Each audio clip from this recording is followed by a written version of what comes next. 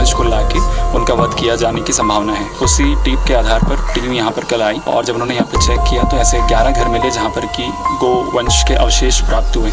मंडला में आया बड़ा भूचाल, एक साथ ढहा दिए गए 11 घर। आखिर क्या हुआ ऐसा जो एक साथ 11 घरों में बढ़ गया प्रशासन का गुस्सा? क्यों गिराए गए मध्य प्रदेश के ये घर? पुलिस ने अपनी जांच पड़ताल में क्या खोज कर निकाला? क्या वाकई यहाँ गौ तस्करी का काम किया जाता है? आइए सब जानते हैं आज की वीडियो में। जहाँ एक तरफ पूरे देश में ईद के त्योहार की धूम मची हुई थी, वहीं अचानक कुछ ऐसा हुआ जिसने मुस्लिम समुदाय में मचा दी खलबली। देश में एक तरफ ईद मनाई जा रही थी, वहीं दूसरी तरफ चल रहा था बुलडोजर। जी हाँ, एक नहीं दो नहीं बल्कि एक साथ 11 घरों पर गरज गया बुलडोजर। बुलडोजर की दहाड़ ने सहमा दिया पूरे मध्य प्रदेश को। एक साथ 3 जेसीबी की मदद से इन घरों को जमींदोज कर दिया गया।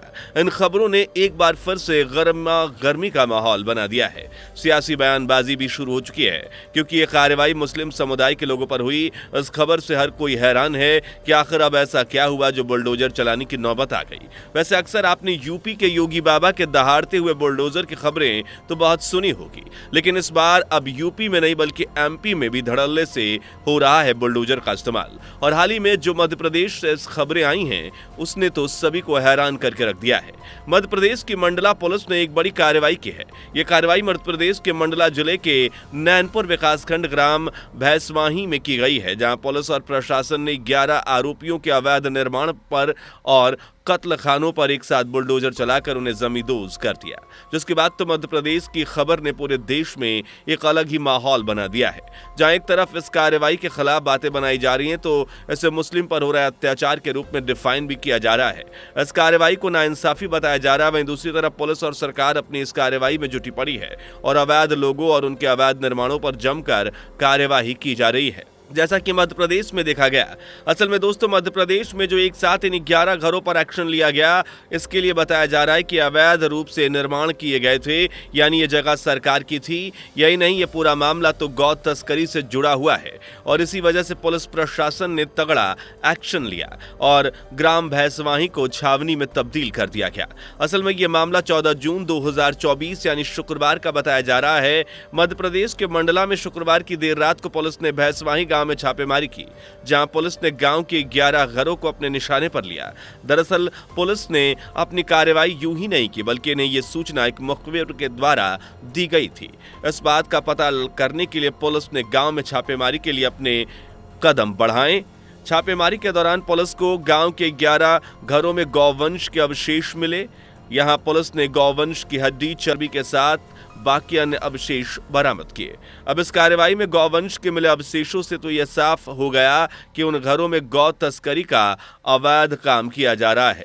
जिसके बाद क्या होना था, पुलिस ने इस अवैध गौमांस व्यापार के खिलाफ कार्रवाई के तहत 11 लोगों द्वारा सरकारी जमीन पर बनाए गए घरों को ध्वस्त करने का निर्णय लिया। साथ ही पुलिस ने इस संबंध में 11 लोगों पर केस दर्ज किया और एक आरोपी को गिरफ्तार भी कर लिया, लेकिन बाकी के 10 आरोपी अपनी जान बचाकर भागने में कामयाब हुए। रात के गहरे अंधेरे के बीच वो फायदा उठाकर भागने में सफल हुए। इस मामले में हुई पूछताछ में मंडला के सुपरिटेंडेंट ऑफ पुलिस रजत सकलेचा ने बताया कि यह कार्रवाई यूं ही नहीं की गई, बल्कि यह कार्रवाई गुप्त सूचना मिलने के बाद की गई। सूचना में बताया गया कि नैनपुर के भैंसवाही इलाके में वध के लिए यानी कि हत्या के लिए एक बड़ी संख्या में गायों को लाया गया है और यह जब खबर पुलिस को मिली तो फौरन ही इस पर एक्शन लिया गया। इतना नहीं, एसपी सकलेचा ने आगे ये भी बताया कि एक दल वहां पहुंचा और हमें आरोपियों के ठिकाने के पीछे बंधी 150 गाय मिली।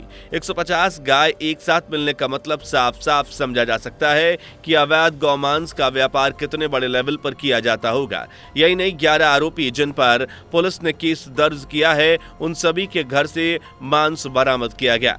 जैसा कि हमने ऊपर भी बताया, एसपी सकलेचा का कहना था कि उन सभी 11 आरोपियों के घरों में रेफ्रिजरेटर से गाय का मांस बरामद किया गया। यही नहीं, इसी दौरान हमें जानवरों की खाल, चर्बी और हड्डियां भी मिली, जिन्हें एक कमरे में रखा गया था। जिसके बाद शनिवार को घर पर बुलडोजर चलाने के कार्यक्रम को शुरू किया गया।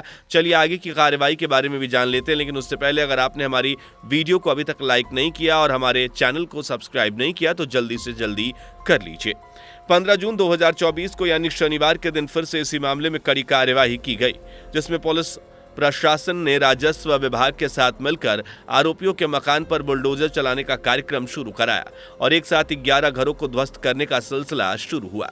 आरोपियों के अवैध निर्माण को गिराने के लिए दोपहर 2 बजे से 3 बजे तक बुलडोजर को चलाया गया। इन आरोपियों के घर ढहा देने की वजह से भी साफ साफ है, क्योंकि वे सभी सरकारी जमीन पर थे।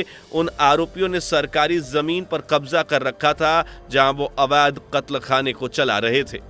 अब जहां एक तरफ प्रशासन का दावा है कि ये घर सरकारी जमीन पर बने थे, वहीं मध्य प्रदेश में मुस्लिम समुदाय के ऊपर हुई इस कार्रवाई पर AIMIM यानी ऑल इंडिया मजलिसे इत्तेहादुल मुस्लिमीन के चीफ असदुद्दीन ओवैसी ने अपने कठोर बयान देने से पीछे नहीं हटे हैं। उन्होंने कहा है कि नाइंसाफी का सिलसिला थमता नहीं है और जो हो रहा है वो सब इसका सबूत है। चुनाव के नतीजों से पहले और बाद भी घर मुसलमानों के ही तोड़े जाते हैं, कत्ल मुसलमानों के ही होते हैं। ये शब्द असदुद्दीन ओवैसी के थे।